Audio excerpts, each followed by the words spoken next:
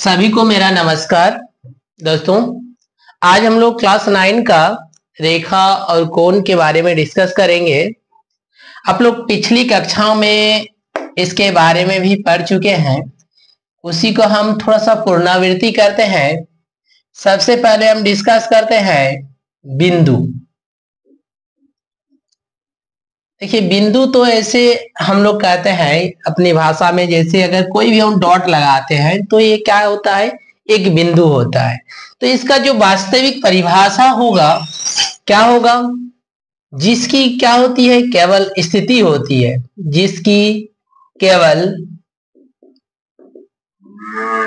स्थिति होती है, ना ही इसकी लंबाई, ना ही इसकी चौड़ाई, तथा ना ही ऊंचाई होती है। उसे क्या कहते हैं, बिंदु कहते हैं।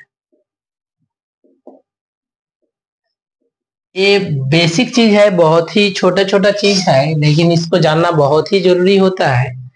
जैसे अगर हम लिखते हैं बिंदु ए, ये बिंदु बी, इस तरह से बिंदु सी, इसको डिनोट किया जाता है। अब आते हैं रेखाखंड। रेखाखंड देखिए क्या होते हैं कि दो बिंदुओं के बीच न्यूनतम दूरी को क्या कहते हैं, रेखाखंड कहते हैं। तो ए और बी, ये दो बिंदुओं के बीच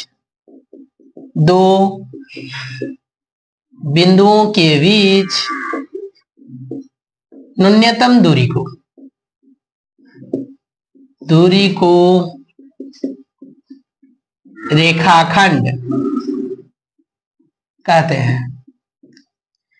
इसे हम लोग कैसे निर्देशित करते हैं, ए बी ऊपर में रेखाखंड, ऐसे रेखाखंड ए बी पढ़ेंगे, इसको द्वारा निरूपित किया जाता है।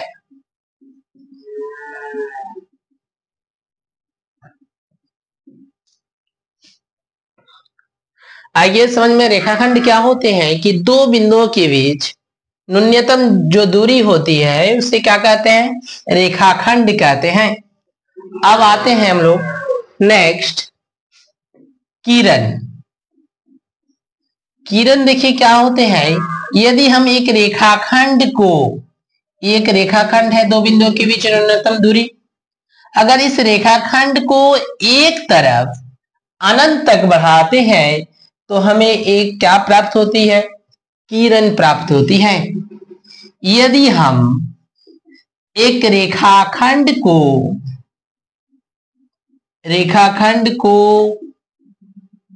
एक तरफ अनंत तक बढ़ाते हैं तो हमें एक क्या प्राप्त होती है, किरण प्राप्त होती है।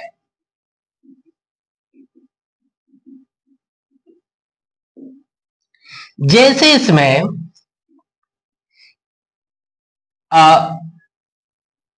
ए बी एक रेखाखंड है, इसको हम अनंत तक बढ़ाते हैं एक तरफ, तो ये क्या पढ़ेंगे, A B Kiran A B, इसे किरण ए बी द्वारा निरूपित किया जाता है।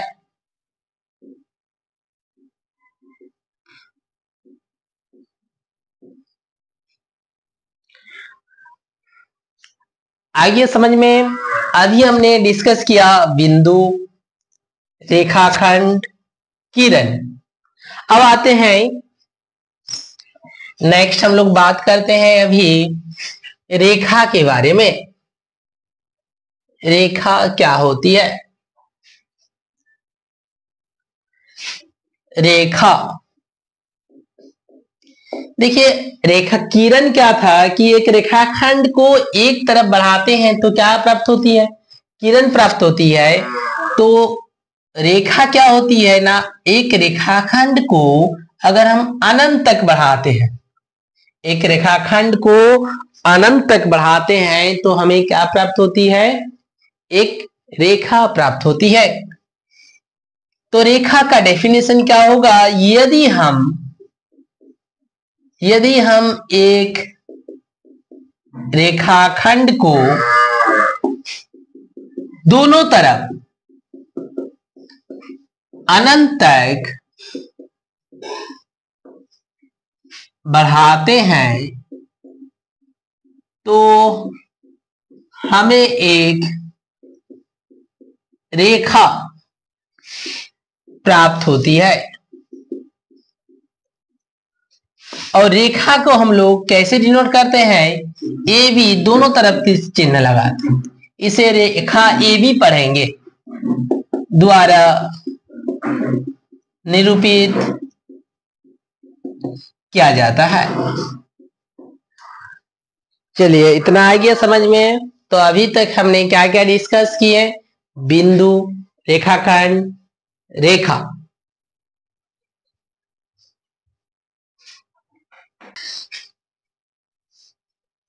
चलिए अभी हम डिस्कस करेंगे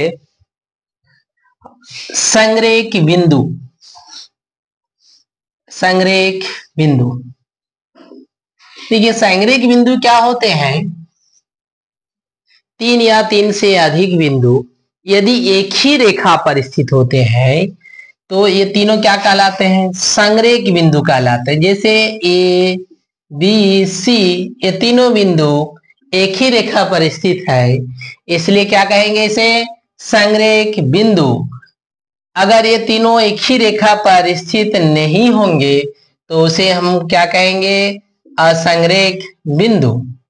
जैसे उदाहरण के लिए एक बिंदु यहाँ है, एक बिंदु यहाँ है और एक बिंदु यहाँ है, तो तीनों जो है एक ही रेखा पर स्थित है क्या? नहीं है ना। इसमें कितनी रेखा हो जा रहा है? 3। तो ये तीनों बिंदु क्या कहलाएगा? असंरेख बिंदु। अब आते हैं, हम डिस्कस करते हैं कोण के बारे में। चलिए कोण, देखिए कोण क्या होते हैं? यदि दो किरण एक ही बिंदु से निकलते हैं तो वे क्या बनाते हैं? एक कोण का निर्माण करते हैं। जब दो किरणें एक ही बिंदु से निकलती है तो एक कोण का निर्माण करती है।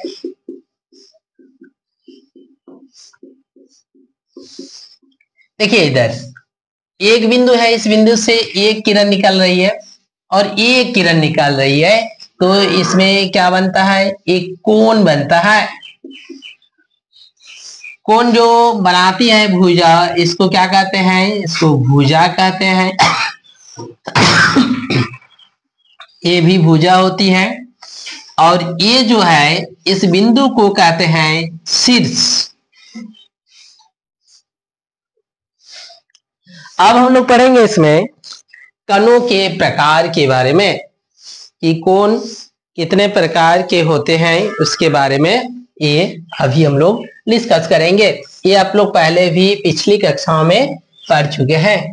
तो सबसे पहले हम लोग कणों के प्रकार को देख लेते हैं। कणों के प्रकार, कणों के क्या क्या प्रकार होते हैं? एक नंबर न्यून कोण, वह कोण जिसका माप 0 डिग्री से अधिक 90 डिग्री से कम होता है। न्यून कोण क्या होते हैं? जिसका माप जो है 0 डिग्री से अधिक होता है लेकिन 90 डिग्री से कम होता है, उसे न्यून कोण कहते हैं। जैसे 30 डिग्री हो गया, 45 हो गया, 89 भी होगा। ठीक है, क्या होना चाहिए? 90 से कम होना चाहिए। 0 से अधिक होना चाहिए, तो उसे नुन्नी कोण कहते हैं। समकोण वह कोण जिसका माप 90 डिग्री हो, यानी कि 90 डिग्री माप वाले कोण को क्या कहते हैं? समकोण कहते हैं।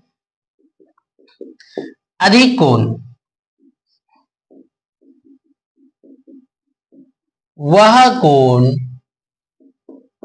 जिसका माप 90 डिग्री से अधिक 180 डिग्री से कम। अधिक कोण क्या होते हैं कि वह कोण होता है जिसका माप 90 डिग्री से अधिक होता है और 180 डिग्री से कम होता है।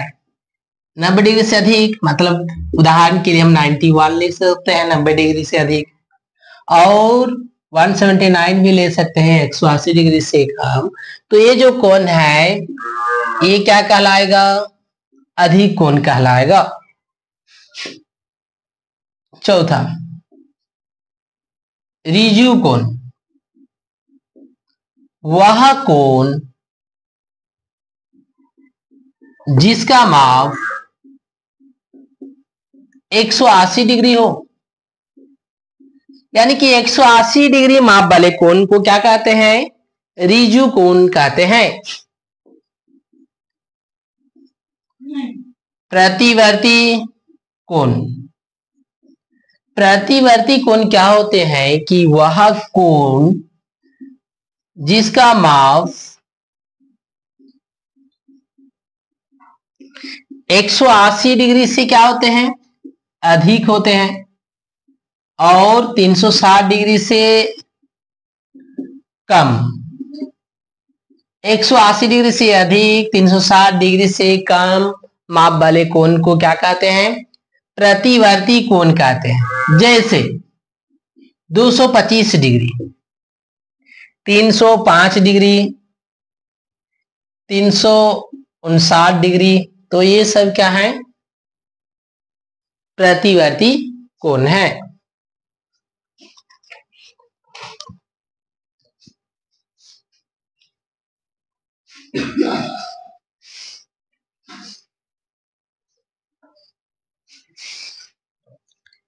अभी नेक्स्ट आते हैं 6 नंबर पूरक कोण।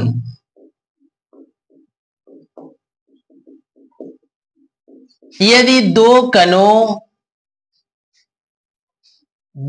कणों के मापों का योग 90 डिग्री हो, उसे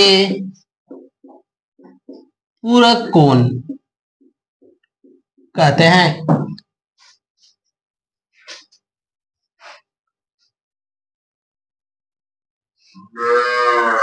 पूरक कोण होते हैं यदि दो कणों के मापों का योग कितना होता है? 90 डिग्री होता है, तो उसे पूरक कोण को कहते हैं। जैसे 45 दोनों का योग 90 डिग्री है। चलिए 35 4 3 7 45 नहीं 55 होगा, 5 3 8 1 9। ये दोनों कणों का योग कितना है? 90 डिग्री है। ये भी दोनों कणों का 90 डिग्री है। यदि दो कणों का योग 90 डिग्री होगा तो पूरक कोण कहलाएगा। समपूरक कोण यदि दो कणों के मापों का योग 180 डिग्री हो, उसे समपूरक कोण कहते हैं। यदि दो कणों के मापों का योग कितना होगा? 180 डिग्री होगा, तो समपूरक कोण कहलाएगा। जैसे उदाहरण के लिए अगर एक कोण 100 डिग्री लेते हैं तो दूसरा कोण कितना होगा? 80 डिग्री होगा। दोनों कोणों का योग कितना होना चाहिए? 180 होना चाहिए। एक अगर 90 लेते हैं तो दूसरा भी 90 होगा, तो दोनों कणों का योग अगर 180 डिग्री है तो उस प्रकार के कण को क्या कहेंगे? समपूरक कोण कहते हैं।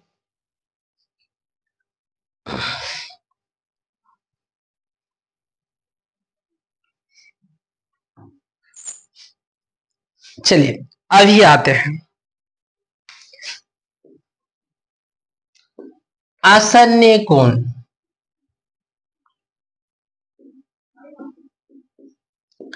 आसन्य कोण क्या होते हैं, पहले इसको समझेंगे। दो कोण आसन्य कोण कहलाएंगे यदि इसकी दो कंडीशन होना चाहिए। पहला कंडीशन, एक भुजा उभयनिष्ठ हो। दूसरा कंडीशन क्या होना चाहिए? एक शीर्ष उभयनिष्ठ हो। देखिए उदाहरण, अगर हम एक ऐसे दो कणों की बात कर रहे हैं जिसमें ये दोनों कंडीशन सेटिस्फाई हो, जैसे उदाहरण के लिए इसमें हम लेते हैं एंगल AOC और एंगल BOC जो है। AOC में देखिए शीर्ष O उभयनिष्ठ है, BOC में भी देखिए AOC और BOC में ये शीर्ष उभयनिष्ठ है, और भुजा देखिए OC इस कोण के लिए भी OC है और ये वाला कोण के लिए भी OC भुजा है। तो क्या है कि आसन्य कोण, क्या कोण? दो कोण आसन्य कोण तभी कहलाएंगे जब उसमें एक भुजा उभयनिष्ठ हो तथा एक शीर्ष उभयनिष्ठ हो। जैसे इसमें AOC और BOC में शीर्ष O और भुजा OC उभयनिष्ठ है, इसलिए ये दोनों कोण क्या कोण कहलाते हैं? आसन्य कोण कहलाते हैं।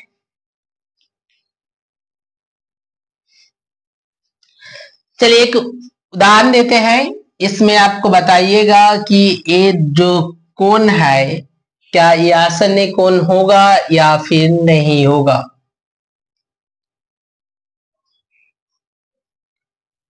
ये कोण और ये कोण ABC और DCB, क्या ये दोनों आसन्य कोण है? इसका कमेंट्स में जरूर बताइएगा इसका आंसर।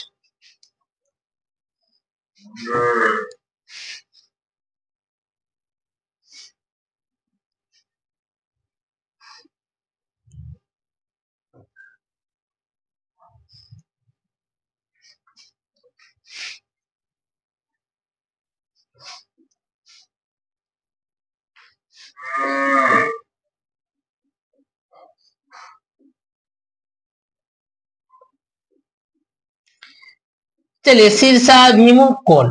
शीर्षाभिमुख कोण क्या होते हैं कि यदि दो रेखाएं एक दूसरे को एक बिंदु पर प्रतिच्छेद करती है। देखिए ये दो रेखा है, AB एक रेखा है, CD एक रेखा है, दोनों एक दूसरे को एक बिंदु O पर प्रतिच्छेद करते हैं, तो इस प्रकार बने आमने सामने का कोण, ये कोण ये वाला, ये कोण और ये कोण क्या कहलाते हैं? शीर्षाभिमुख कोण कहलाते हैं। ठीक है, चलिए अभी आते हैं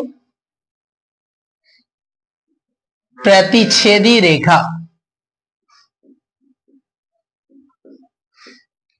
प्रतिच्छेदी रेखाएं क्या होती हैं? दो रेखाएं अगर एक दूसरे को एक बिंदु पर प्रतिच्छेद करते हैं तो उस प्रकार की रेखा को क्या कहते हैं? प्रतिच्छेदी रेखा कहते हैं। जैसे AB एक रेखा और CD एक रेखा, दोनों एक दूसरे को एक बिंदु O पर प्रतिच्छेद करते हैं, तो ये दोनों रेखाएं क्या कहलाएंगे? प्रतिच्छेदी रेखा कहलाएंगे। नेक्स्ट समांतर रेखा। समांतर रेखाएं क्या होती है कि यदि दो रेखाएं एक दूसरे को कभी प्रतिच्छेद नहीं करती है, साथ ही दोनों रेखाओं के बीच की दूरी हमेशा क्या होती है? यहाँ जितना दूरी है यहाँ भी उतना ही दूरी होती है, साथ ही हमेशा क्या होती है? उनके बीच की दूरी बराबर होती है, तो ये दोनों रेखाएं क्या कहलाती है? समांतर रेखा कहलाती है। ठीक है,